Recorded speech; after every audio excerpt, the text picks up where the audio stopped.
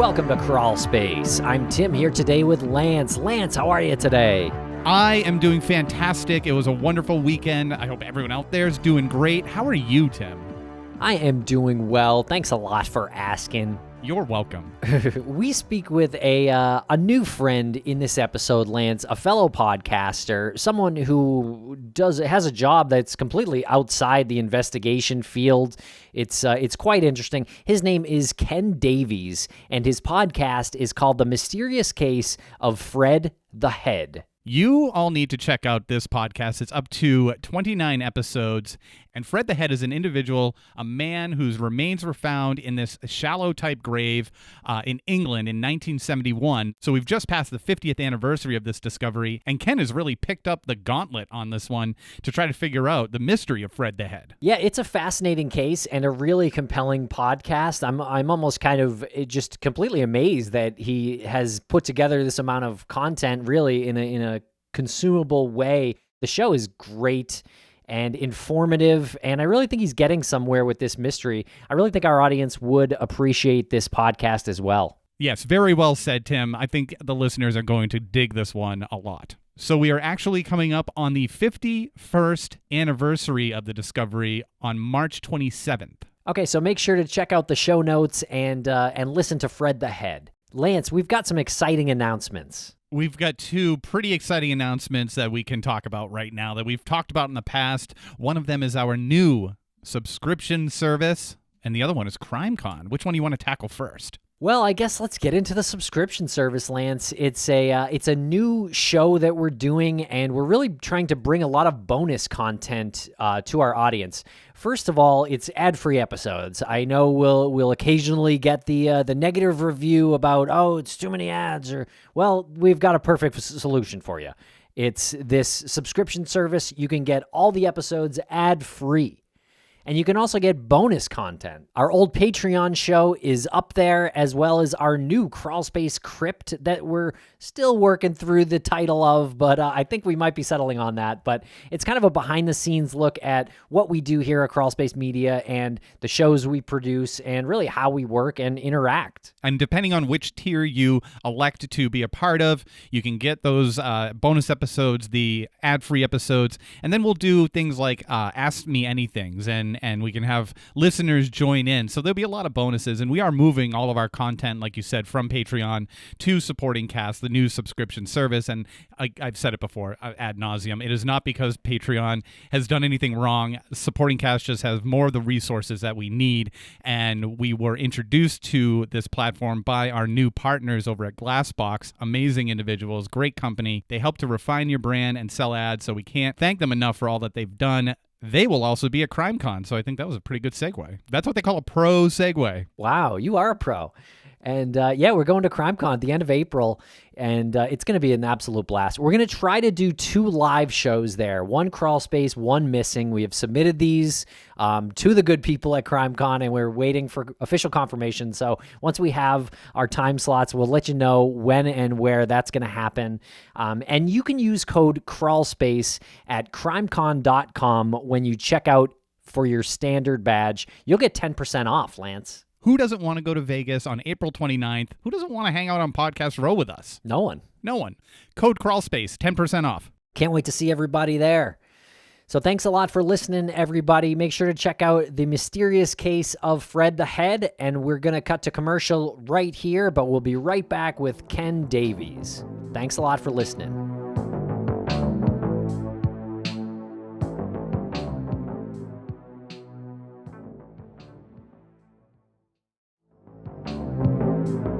Welcome to the podcast, Ken Davies. How are you today?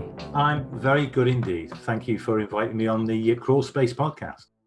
Well, you are more than welcome on these airwaves anytime you want to come on. You're covering this case, this extraordinary mystery that is going on 50 years, right?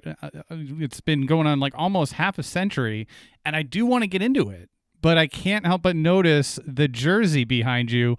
Anyone who's not watching this, he's got a jersey with the number 9, and it looks like Cincinnati Bengals colors. It is Cincinnati Bengals. I'm a huge Cincinnati Bengals fan. I spent a bit of time a few years ago in Cincinnati, work-wise, and just fell in love with the city, to be honest. And great people, and the Midwest of America is my favorite part of America. And yeah, I needed an NFL team to follow, and after that, it was always going to be the Bengals. And I've gone through years and years of disappointment and desolation, but not this year, not this year. So sorry about that. So I'm very excited about Sunday, the Super Bowl, and I've got my fingers crossed so much. I've got everything crossed. Me too. Me too. I definitely very excited for the game. I think we'll probably be releasing this after the big game, but for your sake, I hope Cincinnati wins, and that would be. I just hope for a good game. I just want to see a fun, close, competitive game. I don't. I want to see it 45-0. You want a low stress game. I'm not interested in an exciting game at all. So I know that Cincinnati historically has not been that great. So considering that, if they lose on Sunday, are you still claiming the season as a victory? Like, do they have to win? No. It's been a fabulous, joyful, joyous ride. It really has. And how they have created that kind of team ethos, that kind of team spirit from the depths of despair. It's been a miracle, and I'm so proud of them. Whatever they do, they could get beaten 100-0 on Sunday, and I could not be prouder of them. All right. Well, we're excited about your podcast called Fred the Head, and it is a deep dive, an extreme deep dive, even, if you will.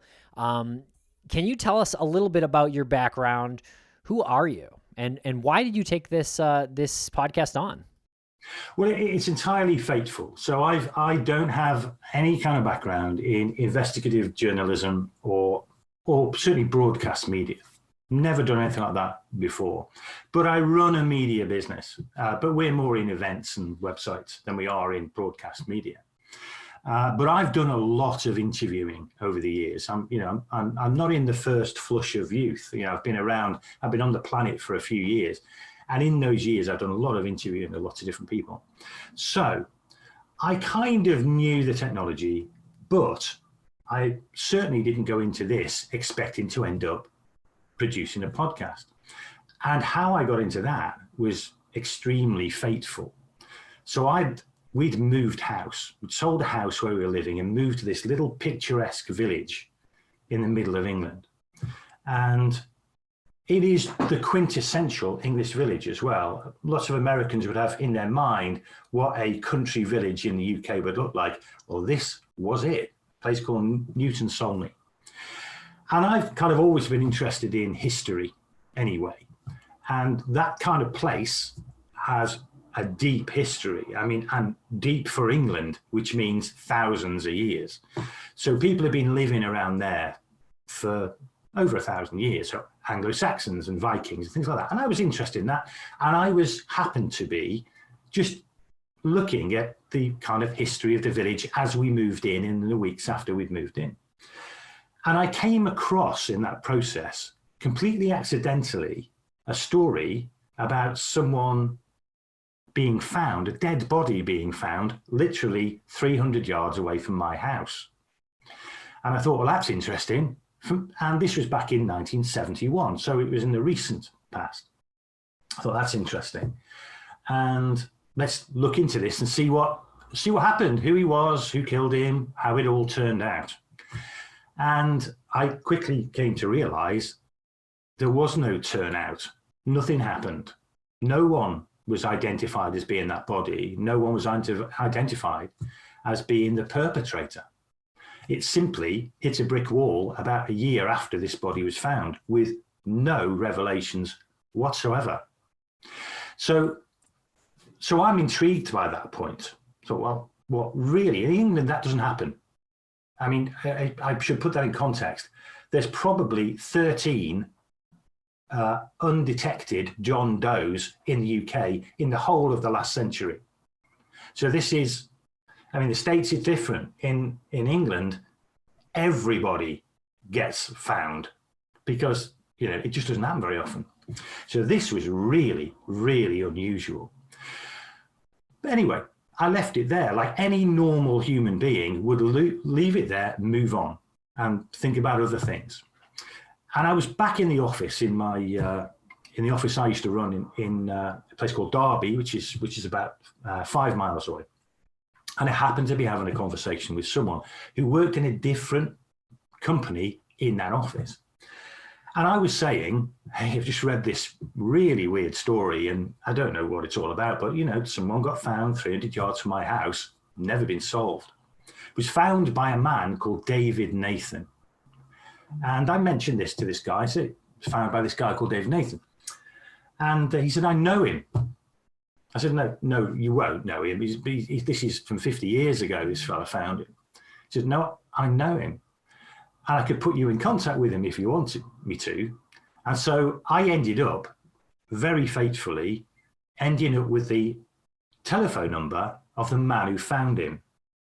Now, again, I don't know what came over me, but I wouldn't normally ring the man who'd found a body 50 years ago.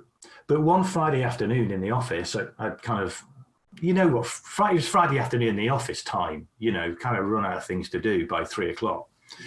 And I thought, I'm going to ring David Nathan. And I'd spoken to a few people about, should I, shouldn't I? And they just do it, get it out of your system. Just talk to him and whatever happens, happens. But I decided to record it on my phone. So I called him on my work phone, recorded it on my mobile. And because I just thought I want to keep a record of what he says, not because I wanted to develop a podcast at that point. I just wanted to keep a verbatim record of what was said. So I rang him, took a couple of calls because he was pretty nervous about a stranger talking about this. But I kind of developed a bit of a rapport with him, arranged to call him back, did call him back, and then had a long conversation with him about how he found the body. And there were some very odd things about that. And so at the end of that conversation, I was teetering on the edge of getting involved in this because certain things had been revealed in that conversation that I thought, I want to find out more about this. Nobody's found this person's identity. Nobody's found who's killed him. If we don't do it now, we never will. We never, ever will. So I kind of chatted to a few people and said, should I get involved or should I not? And everybody said, no, go on, get involved. No one else is going to do it. So that's how it started. And that was back in March 2019, so 3 years ago. And then we just started to add and add and add discovery onto that. And that's really where it came from. That is incredible. I love the fact that you didn't even intend to do this and you're apprehensive, but there was just something driving you to get, an answer for this and an answer for that. And I can't imagine like the amount of anxiety that was probably going through you when you were calling Mr. Nathan. So how old was he when he discovered the body, and how old was he when you spoke with him? Well, he was about 24 maybe when he discovered the body, and he's now in his mid-70s, obviously. So the body was found in March 1971, 26th of March, Friday. And I mean, I can go into the detail if you wish in terms of how it was found and the circumstances it was found and the circumstances it was in when it was found. Yeah, I would love to hear all those details. So David Nathan worked with a man called Garth Hampgopsel, and they had a small jewelry and watchmakers company. And he also, they also had they were gunsmiths. So they also sold and maintained guns. So what they used to do quite regularly is cross a bridge onto an island in the River Trent. So all this is happening in an island in the middle of a river, bizarrely. And what he used to do, he used to go over the bridge and he used to shoot pigeons. Really what they were doing, he was just testing the guns that they'd been maintaining just to make sure they were operational. But he used to do this very regularly. He used to do it probably a few times a week, really regularly. And that bridge was gated, but he had a key. So he unlocked the gate, went over, went up a little rise where he normally went to, on top of a bank, to see if there was anything he could shoot. So, but there was nothing there. So he started to walk back and noticed on the ground what he thought was an upturned saucer. Looked like a normal saucer upside down. And he hit it with the stock of his gun. So he hit it and it sounded hollow. He thought, that's odd. Had a little closer look and thought, that's not a plate. That looks like the top of a skull. So went back to the workshop, got a shovel and started to excavate around this skull. And sure as eggs are eggs, it was a human skull, quite clearly. Now, it's worth saying at this point, David Nathan is what is called a special constable.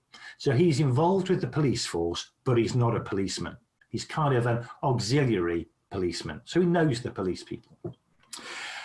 But, and this is the first of many, many strange things about this case, he doesn't ring the police at that point. He rings his partner, his business partner, Garth Hancopsall, who just happens to be at the school teaching children about firearms. Now, this is long before mobiles, so he would have had to go back, make a call, someone would have had to go and find Garth, then Garth comes all the way back to Newton Solney, where he lives, and they both then go and have a look at the skull and dig it out a bit more. And at that point, probably an hour and a half after the first initial discovery, they both decide we better call the police, because they'd seen inside the skull and had noticed a denture. Now, there are many skulls that have been found around that area which are 1,000 years old, because people have been there for that length of time, but they didn't have dentures.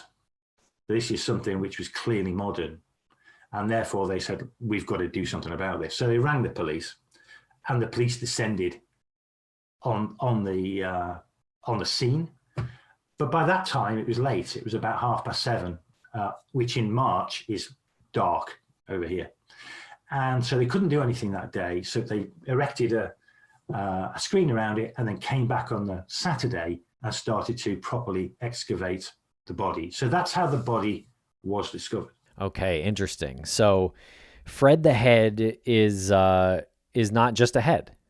No, he's a complete body, and always was a complete body until the police decided to decapitate him. He was decapitated by the authorities, not by the perpetrator.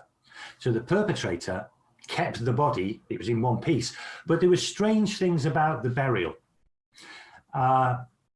If I have never buried a body, and I'm assuming none of you two have either, but if I ever did, okay. Just kidding. I'm kidding. If I was to bury a body, I'd dig a channel, a kind of a body-shaped hole, and roll him in and fill it in. That would be my go-to process. But Fred wasn't buried like that. Fred was buried kneeling down in an upright position, which is strange. So he was buried in the side of the bank that David Nathan had walked up next to an ancient kiln. So on that piece of land in the island, 100 years ago, there'd been a lime manufacturing process was happening there. It was what we called a flint mill. And there'd been some kilns where things used to be heated up and things. Now, in the bank next to that, one of those kilns was where the body was deposited. But he was deposited upright. That's why the top of his skull had become exposed. So he's literally kneeling in an upright position. So that hole was dug specifically for him? Yes. What is did you say a flint mill? Is that where they produce flints from like a lighter or something? No, it was really a process by which flint was heated in order to extract minerals from it. Oh, I see. It's from an ancient process going back hundreds and hundreds of years.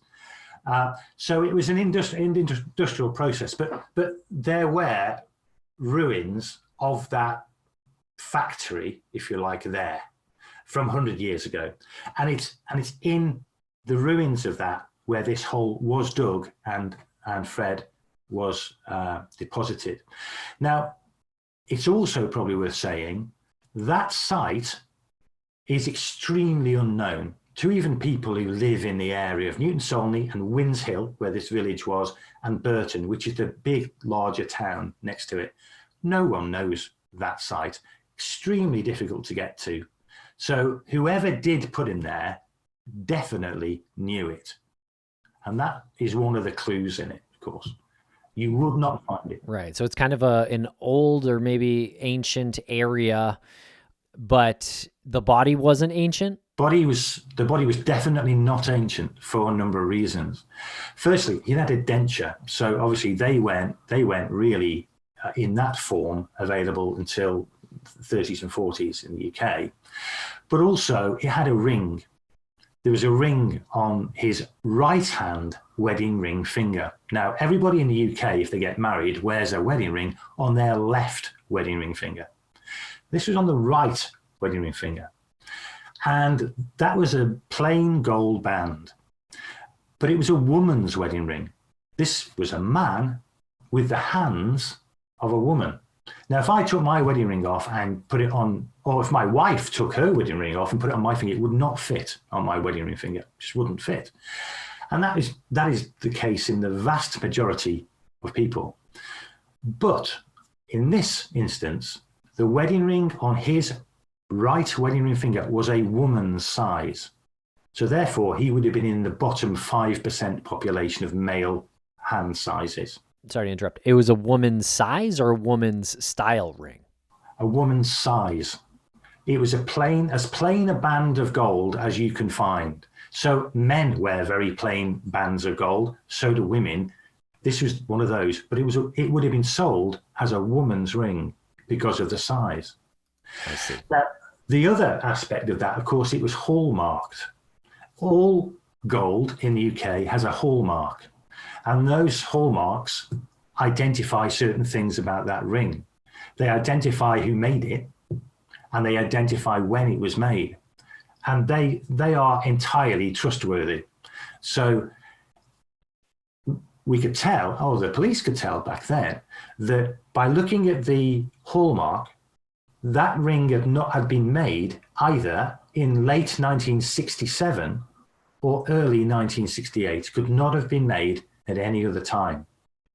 So that means the window of deposition becomes very narrow, because it was found in 71, but had a ring that couldn't have been bought because it wouldn't have been made before the middle of 1967. Amazing.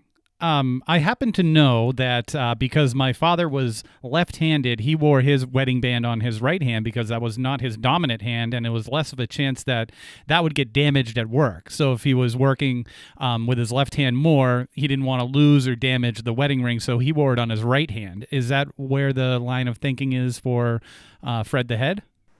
No, it's not, but that's that's an interesting point. Actually, there are three potential explanations that I've heard in terms of wearing wedding ring on the right wedding ring finger. Firstly, and we'll come back to this in other evidence, many Eastern European nations wear their wedding rings on their right wedding ring finger. It's connected to you. They feel it's a more direct route to the heart. So, for example, Hungarians, Czechoslovakians, Polish people, Germanic people wear it on, Danish people wear it on their right hand rather than their left hand. So that's one explanation, and we'll come back to that. There's another explanation. People who now would live in the gay community often wear rings on their right hand rather than their left hand. That was a thing back then as well. So it could imply that whoever it is buried there was living that lifestyle. So that definitely could be it as well. The other thing, of course, is that it might not have been a wedding ring, or he may not have worn it as a wedding ring at all. It was simply a decoration, and he wore it on that hand because he wasn't married. He was simply one that happened to fit him, and he happened to like it. So it could be nothing to do with marriage. I think that's unlikely. I think the other two are more likely. But you're right. Another explanation that's not occurred to me before this conversation is that it could have been because actually it was more convenient from a working perspective to wear it on his right hand. Well, case closed. You're welcome. Well, I was confused. I was surprised to hear that the medical examiner didn't actually rule a cause of death. Is that accurate? Yeah. It's probably worth me giving you a bit more information in terms of how they found the body, because that will explain that a bit more. So the body was, he was a man. He was around 28, give or take 5 years either side. He clearly had very extensive dentistry. I mean, very extensive. He had a denture. He had lots of fillings. He was 28. You know, that's a lot of work for someone who's 28. He also was completely naked, apart from a pair of socks and the ring. And he'd been tied. And he'd been tied in a particular way. So he'd been tied around the wrists. He'd been tied around the ankles. And then those two pieces of twine had been tied together with a third piece of twine. So there was, so clearly, something illegal had happened, because there was some suggestion, and particularly actually by the medical examiners when he was found, when that autopsy was done, that it was some kind of sexual practice that had gone wrong, something maybe to do with auto asphyxiation. Because the other thing to mention is there's no cause of death. There's no obvious cause of death. That doesn't mean he wasn't killed. It just means he wasn't shot, or didn't appear to be stabbed, didn't appear to have been strangled. So there's no obvious cause of death, but there were these bindings. So one of the views, in fact, the view that was taken by the authorities was this could have been an unfortunate accident to do with sexual practices. Now, and therefore, when that process was completed, it was the decision was it was what we call an open verdict. So there was they had no idea what had happened here. Now, the police took a completely different view at the time. They were sure it was a murder. They were sure it was a murder because he didn't bury himself, and he probably didn't take his own clothes away because his clothes were gone and never to be seen again. So although the authorities, when I say the authorities, what I'm talking about here is the legal authorities, class this as an open verdict, an open case, the police immediately investigated it as if it was a homicide. So the wedding, or the gold band, was dated around 1967 or 68. Is that correct? Yeah. The strange thing about hallmarks is that some are for specific years and that year alone, and some cross years. And that was a hallmark that crossed from July 1967 to July 1968. So assuming that ring did belong to him and wasn't placed there on his finger by somebody else, and assuming that he was murdered right around the time that he got the ring, the longest he could have been in the ground was 3 years, right? Well, yes, but when they did obviously the tests in terms of how the body had decomposed in that time. Now, bear in mind, this is 1950. The standards today and the standards in 1950, I suspect, are radically different in terms of the accuracy of that. But they said he'd been in the ground between 9 and 18 months. So that essentially would, because he was found at the end of March 1971, that really takes it between, let's say, spring 1969 to summer 1970. That would also, of course, fit in with the age of the ring. So it's probably, I've always worked on this basis that he died in 69 or 70. Was there any account of any individual missing during that time that is on record at all? Any newspaper article or anything like that? Okay. Yes and no. We've discovered things, but they didn't. So it's probably, we've discovered lots of things that the police never got near on this. So the police investigation was poor, really not good. So let me explain. They decided, the police decided that clearly the route to identify this person was through the dental work. It was so unusual and so extensive, it must be possible to identify this person through the dentistry records of dentists in the UK. Obvious. I mean, that's how people are identified from plane crashes.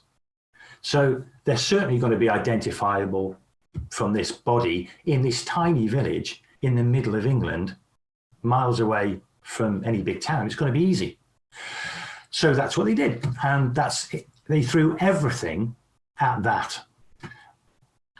And they never found him. So although everything should point to an easy, and in fact, in the newspapers at the time, when they were reporting what they were doing, they were expecting to solve this next Thursday. They were expecting someone would say, yeah, I recognize that person. Or someone was going to come forward and say, my friend Frank is missing, and they're going to solve it easily. But it never happened. And the fact that they couldn't trace the dentistry anywhere in the UK, one is a huge clue for us, but was an absolute disaster for the police because they took 18 months to do it, by which time anyone who might have been involved in this was long gone. And we'll be right back after a quick word from our sponsors. Thanks to our sponsors, and now we're back to the program.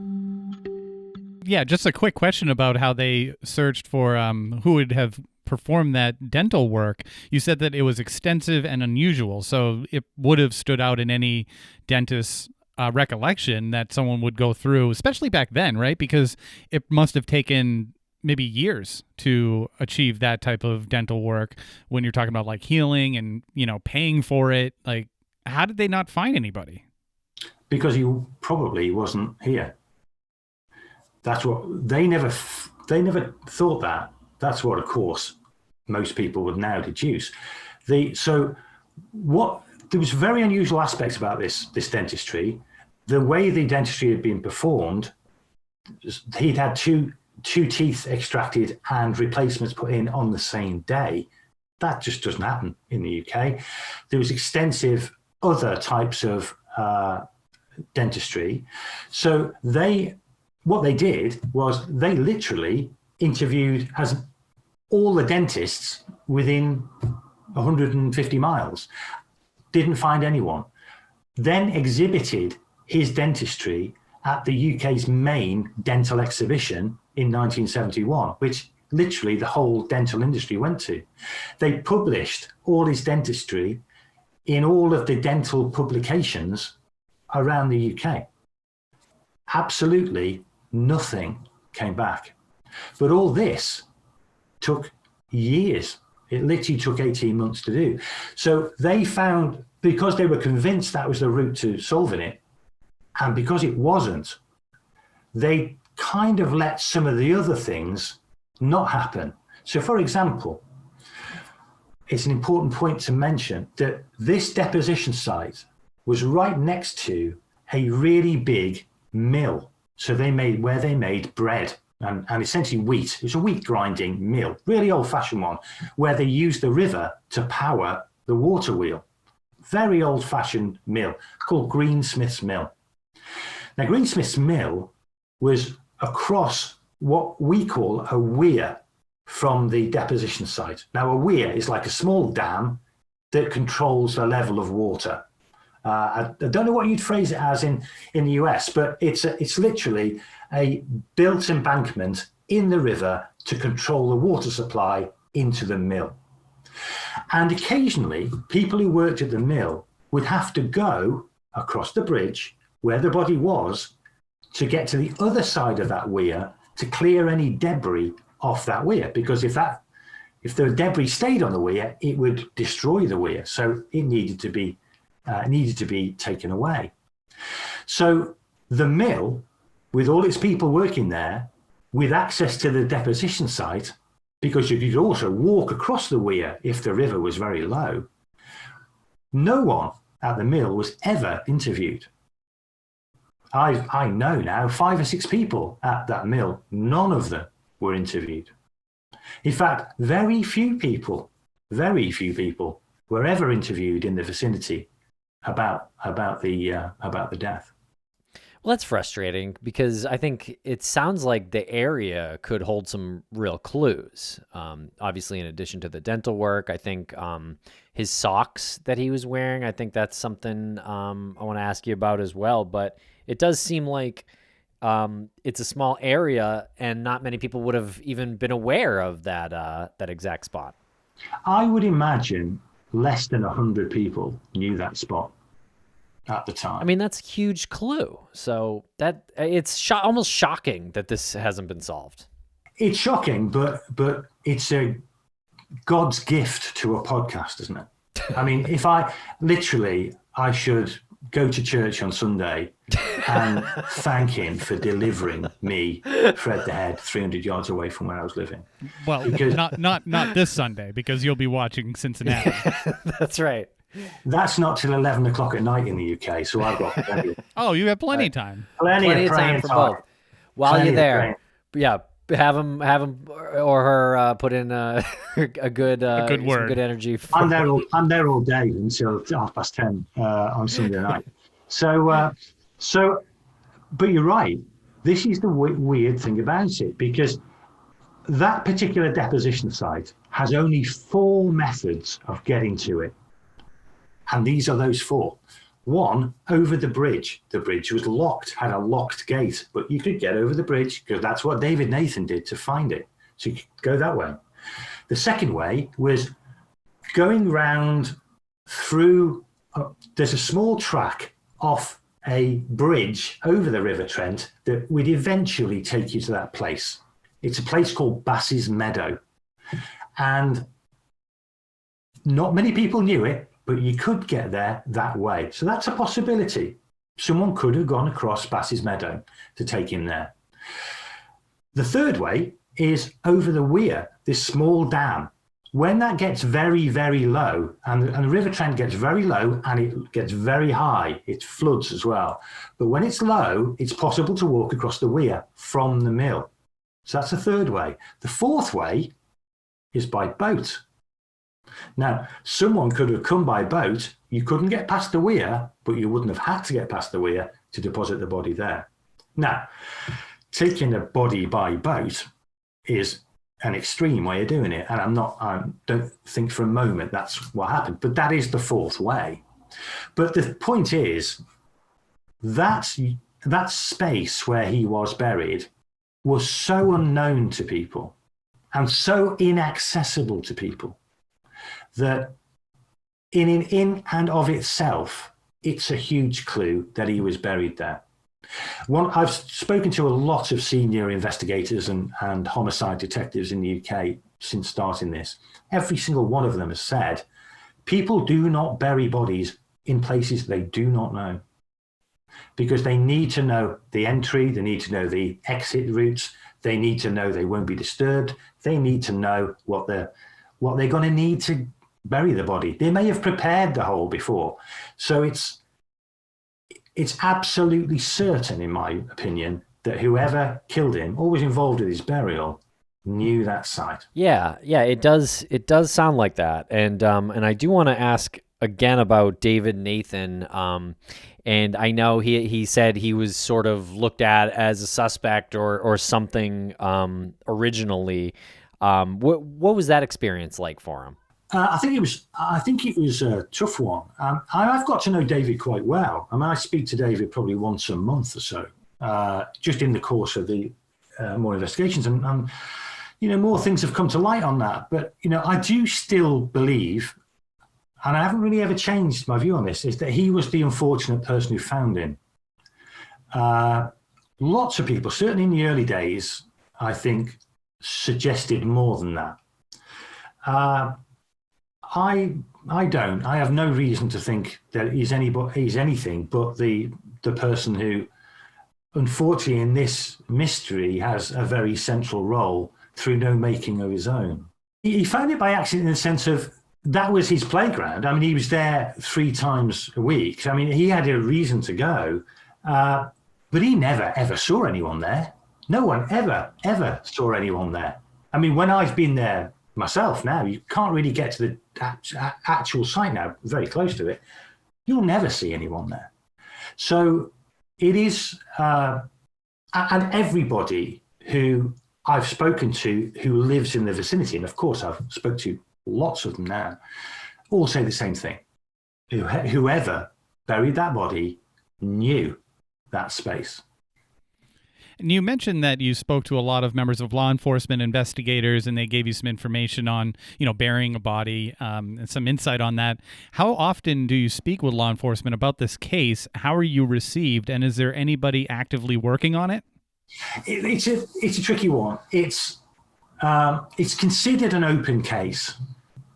So therefore, I have to be honest, and I don't blame them in the slightest for this. I'm in regular contact with with Staffordshire Police about this, who are handling this.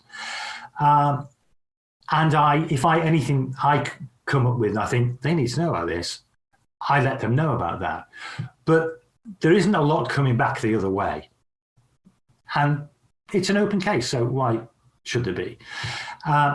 Most of the law enforcement people I've spoken to are people who have, for example, I tracked down the man who dug him out, the scenes of crimes officer, who now lives in Australia. I found him and we talked about how he dug him out and what he saw, because he was the first person to see him since he died. So when I've spoken to retired law enforcement people, they are the people who've said to me, look, this is, in fact, the scenes of crimes officer said this was absolutely a murder. And everybody I've spoken to on that side is convinced that the circumstances are so unusual that it's clearly a murder. So they consider it a live case. Hand on heart, do I think they're putting as much work into it as me? No. And why should they, really? There are other cases, recent cases, today's cases, that they really do have a moral duty to be solving. I don't think anyone would thank them for spending a lot of time on a 50-year-old murder they haven't successfully investigated today and leaving today's cases unresolved. So I'm not critical of them.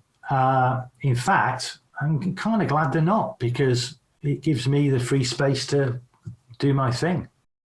Without giving anything away, I want to talk a little bit about episode 23, The Man from the North. Can you give as much info as you feel comfortable? Again, like, people should be listening to this and to your podcast to get the full story, but it's so fascinating. From 1 to 23, we covered a lot of ground, and I have to say, a lot of stuff that's now being revealed in episode 29 and 30 goes back to the earlier episodes. So there's a lot of circularity about this. But something big happened in episode 23, where I get contacted completely randomly.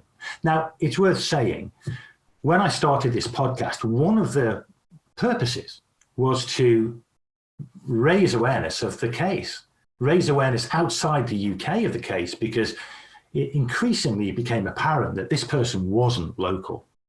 So I certainly wanted to make sure that as many people knew about this as possible. And over a period of time, of course, the listenership has grown and grown and grown and grown. And randomly, about 3 months ago now, 2.5 months ago, Guy calls me and says, we've got to talk, Ken. We've got to talk about Fred the Head. Now, quite a few people have said that to me in the past, and I'm kind of, yeah, I'm very happy to talk about it. Is there a particular reason for you wanted to talk to me about it? And he said, yes, because I know who did it. I know why he did it. I know who he is. I know how they killed him. I know why they buried him there. I know the full story. So I'm kind of saying, I'm kind of, go on kind of thing. He's got my interest at this point, clearly. I said, well, why are you telling me this? Why are you telling this to the police? They're probably the first call you need to make. And he says, well, I've tried that. I've been interviewed by the police. A year ago, they interviewed me, and I've not heard a word. I've not heard anything since. And I need to get this off my chest. I know what happened. I need to tell you now. So that's a big revelation. It's the kind of thing you dream of happening. Ultimately, you want someone who reveals it because someone does know, and you want that person to reveal it. But he wasn't making a confession on his own part. This person was the nephew of the person he said killed Fred, or was involved in his death. So he gave me the complete story. And that story is so huge in terms of its scale and its ramifications. I haven't really revealed the whole story on the podcast even yet. I've revealed 75% of it. But I have to be careful, because just because somebody confesses on behalf of someone else doesn't make it true.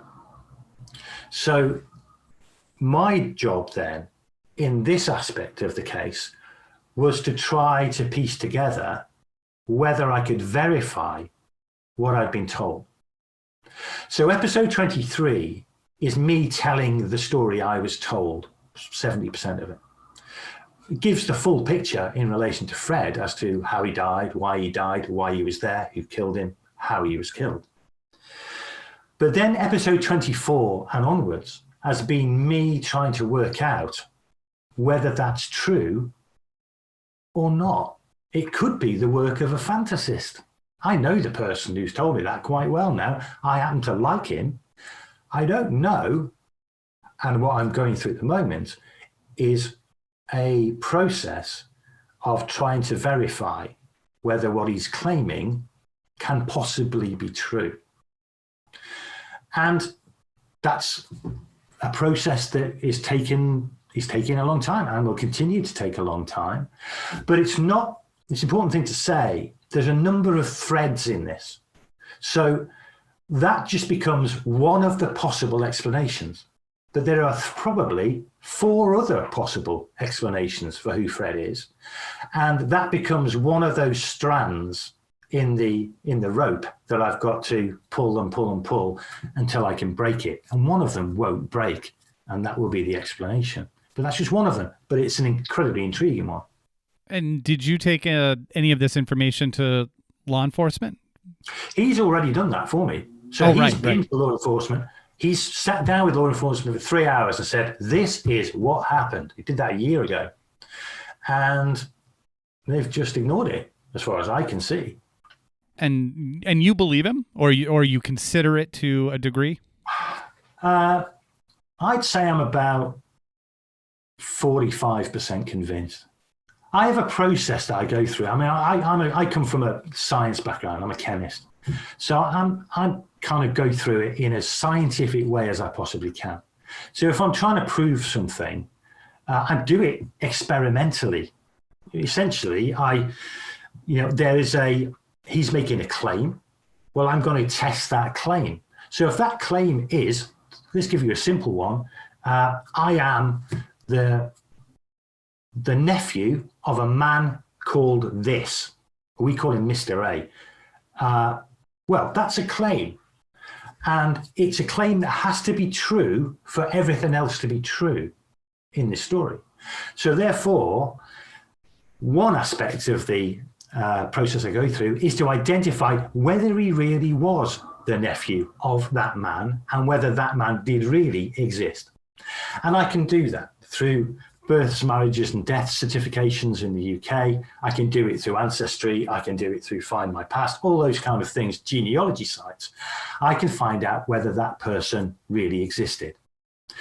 And so there are probably in the story that he's told me 12 of those points where I can go through that and verify it experimentally. And we're working our way through those 12. And I'm probably about 5 through that.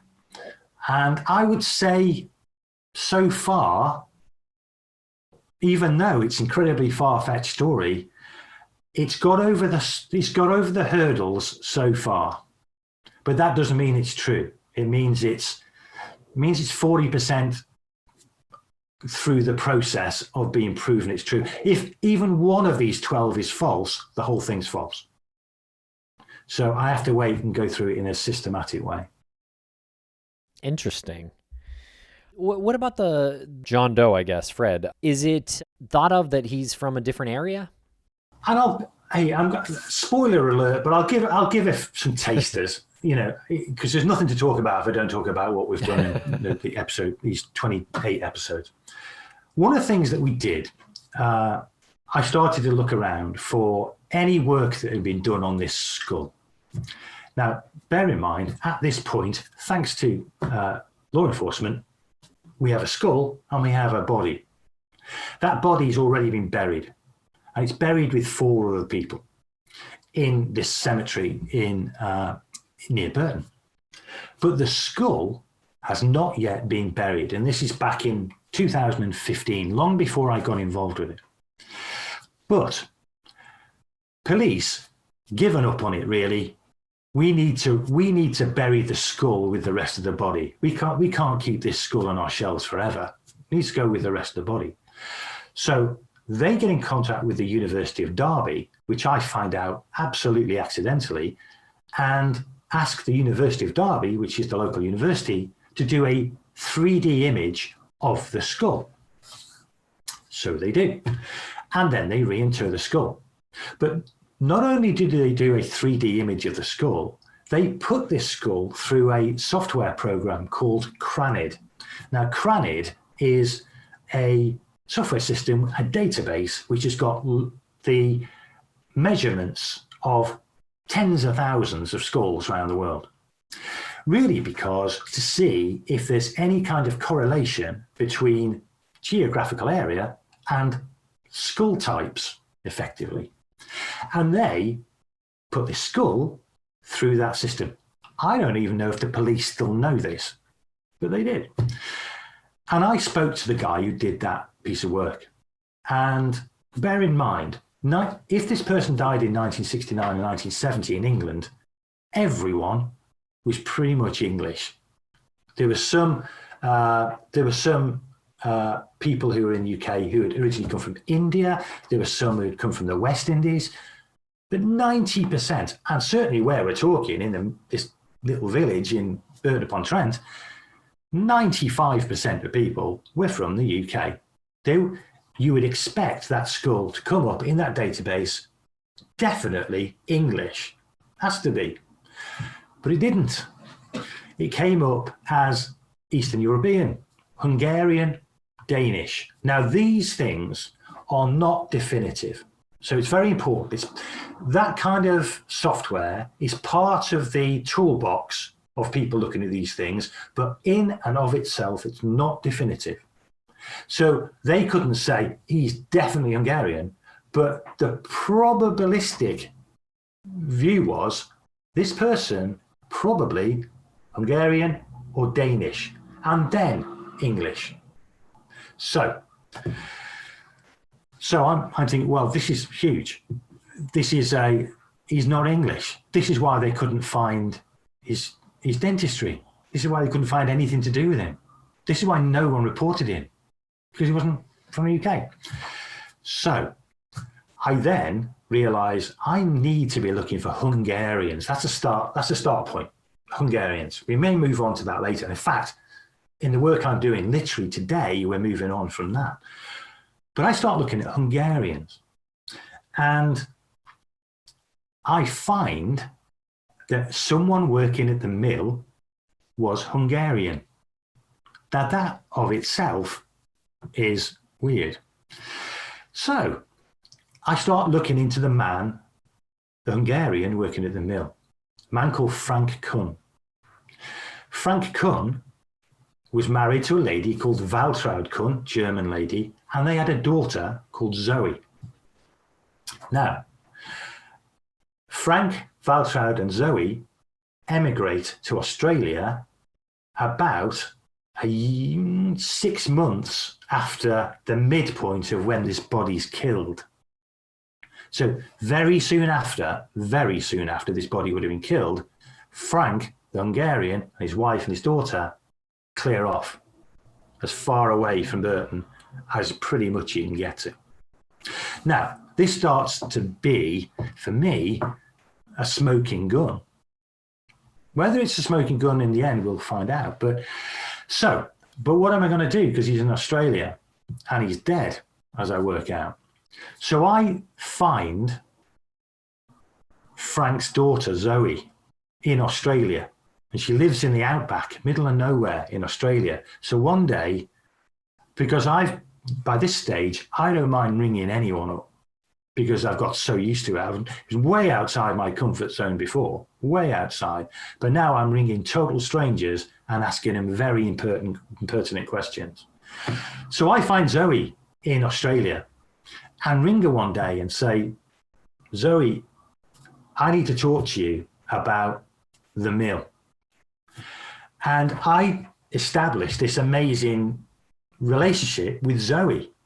And Zoe, who was only 10 when she left, has got a photographic memory of Newton Solney and the mill and everything that was going on, the island, the bridge, the people.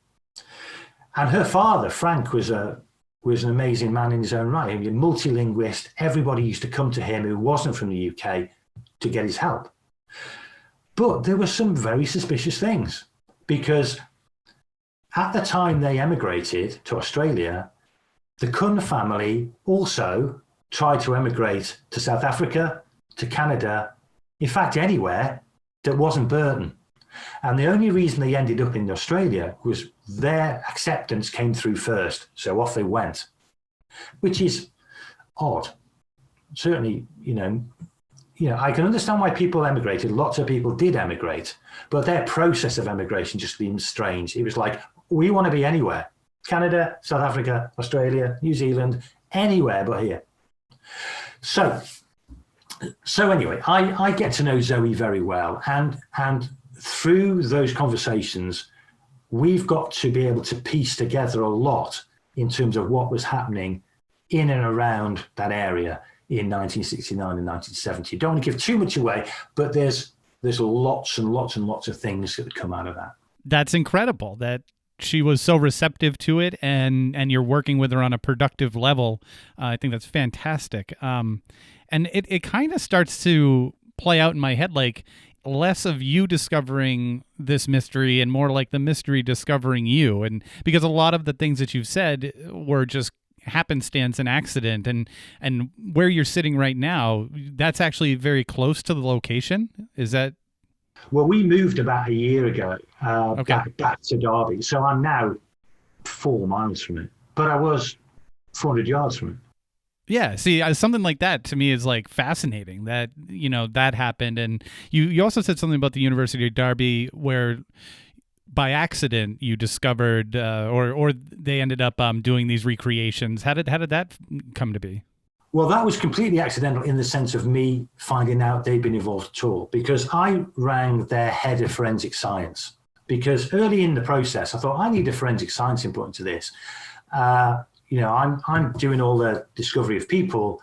I want to talk to someone about a skull. I know, I'll ring the guy, the head of forensic science at the University of Derby, which is a local Derby, so local university. So I pick up the phone, as I now do all the time, and say, you don't know me, but I'm doing this thing on Fred the Head. Have you ever heard of it? And he said, what do you mean have we ever heard of it? I've got his skull in my cupboard. So, what do you mean? He said, we've got the 3D image of his skull. We were involved in, didn't you know? No. Of course he does. Yeah. Yeah. And we really went from there. So I didn't know they'd been involved in any way. I was just being nosy and trying to get help where it wasn't asked for. And they came up trumps. And so that only then did I discover this whole Hungarian cranid, a software thing. So there's been a million of those, though. I mean, one of the things that astounds me about this, because really what I've done is this has been a diary of an ordinary person, me, trying to solve an extraordinary case. And normally it should have petered away after about 3 episodes. You know, I've told the story. We've spoke to the guy who's found him. I can bring you up to date with where everything is. And what else is there to tell? But it's never been like that. So when we started with a blank sheet of paper, when I start a new podcast, I don't know really what's going to be in the next podcast, because there's so many things happening. And it's happened from the start, where people would come forward and say, I know something you need to know. Or we discover something in the newspaper from 50 years ago that everyone had forgotten. Or we find someone who shouldn't be there, and I'll explain what I mean by that, who was there. So many weird things have just been discovered every 2 weeks, regular as clockwork, and just means that we can keep moving this forward all the time. That is, I think you said it before, like it's a podcaster's dream to put the episode out there, and then, you know, that stirs up some detail that was overlooked or never discovered in the first place, and you get to take your time and like work with it and tell the best story around it. So that's very very fortunate. And we're actually probably going to have you make some calls for us. Maybe you can find out what happened to some paintings that were stolen in Boston. You know, and be like, "Oops, I just found them." You know, they were buried in my barn. Yeah, I have been very lucky. I know I've been lucky. And in a way, it's the look of the amateur. It is the look of the amateur, in the sense of, because I've not been involved with podcasts before, I had no preconceived ideas of what I was doing, really. I had no experience of interviewing people that are not in broadcast media. I didn't really know what to expect, and that was fortunate in a way. The other thing I think was fortunate, and again, this was accidental, was to make a commitment to people. I'm going to tell you every 2 weeks where we're at with this, absolutely religiously, and that forces me, and it's really hard work because I've got a job, so it's hard. But when you've made that commitment and you've got literally tens of thousands of people listening, you can't the next Tuesday or the next Sunday say, "Sorry guys, I haven't been able to do anything on it." Just wasn't going to wash. So actually committing to every 2 weeks, you know, you're going to get an update on Fred the Head, and every one of these strands will be edged a little bit further forward. Whilst it puts a lot of pressure on the podcaster, it's a really healthy thing in terms of content generation. Sounds like you got to quit your job. I couldn't afford to do that. I mean, you guys might make a fortune doing what you do. Goodness. I'd be destitute. Sounds most familiar. of us, yeah, most of us are. I haven't got time to look either, in the sense of it's so, my week is so kind of divided into, right, these next 3 hours, Fred, these next 3 hours, Fred. And it's so focused on content generation that, you know, I don't even think about the marketing of the product, which is terrible, but that's where we are with it. Well, if your product's really good, after a while, the trick is the consistency to keep going with it. We certainly aren't buying several homes and cars and boats, but if you keep doing it and you're consistent with it and your content has a degree of quality, then people will find you, and you'll get people wanting to help you because they care about the story that you're telling. I think that's true. I think it's a community now, and it's not just me. This is an important thing to say. About the same time I launched the podcast, unbeknownst to me, a man called Neil DeVille, who I've got to know quite well in the UK, launched the Facebook page called "Who is Fred the Head?" So around the same time, I started last year.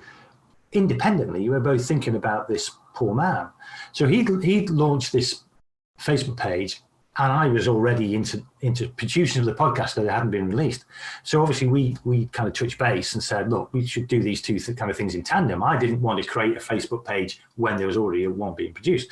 So the two things run hand in hand. So, and that Facebook page has got nearly 1,000 people on it all the time, and their ideas and the ideas of people within that Facebook page are very important in terms of generating ideas in terms of where we take this. So it is properly a community effort, this. I just happen to be the person with the recording technology and the time to have probably the balls to ring people randomly who don't know me. And so therefore I'm the face of it in that way. But there's a huge amount of positivity on the Facebook page about what we're trying to do, because it is something that people in this town and people in this place want resolving. They want to give this person a proper burial. They want his real name back. He's not called. If he ends up being actually called Fred Head, I'm going to give up, but he won't. So he needs his real name, whoever he is, and his family need to be told that we never forgot him, and he needs to be that story, that real story, needs to be told, not the one of the story of us trying to solve his murder. You'll find another missing person story, or you'll find another mystery that you can't fully wrap your head around, and then you'll start another podcast based on that, right? Yeah, right. In the sense of that's already germinating in my mind now. Oh, yeah. What do you got? I'm not going to go there. There's about three options. One of them I'm pretty excited about. My problem is I really feel like I'm two-timing Fred. Yeah. And I don't want a two-time Fred.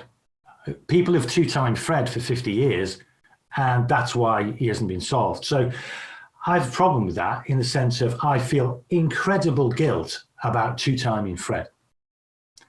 I know that sounds perverse, but it's absolutely how I feel about it. So, my attachment to that, to this case, is not peripheral. It's absolutely fundamental. But that said, a lot of people seem to like how I go about it, which is only accidental, but it's how I go about it. I do talk to people, I do win them over. We do have on the record conversations. We do move things forward. We do discover new things. And people like that approach. And they also like the long format. The fact that this isn't a one episode, then another different one, the next episode, things like that. Although they have merit, and I love those things. But this is 50 hours on a case. And that's what it'll be. But I just know the sirens calls of other cases I can hear. And I probably will do another one, but I'll probably do it with someone else because it'd be too much for me to do. But I am quite excited about a few other ones as well. Well, Mr. Davis, thank you so much for spending some time with us here today and discussing the case of Fred the Head and your fantastic podcast. I implore all of our listeners to check it out, gobble it up. There are plenty of episodes to listen to. The runtime is consumable, and it's always interesting. So well done on the production and the investigation. It's very, very well done. My absolute pleasure, and yeah, it's. I'd like to see more of these things. I'd like to. I do like the long format, and I'd be. There are not enough of them, I don't think. Fully agree. And if you have any updates, if you want to come back on with something that you feel is significant to talk about before or when you release the episode, just to direct people there, let us know, and we'll make time for you. Well, I'm very grateful. I really am grateful for your time today and listening to the story.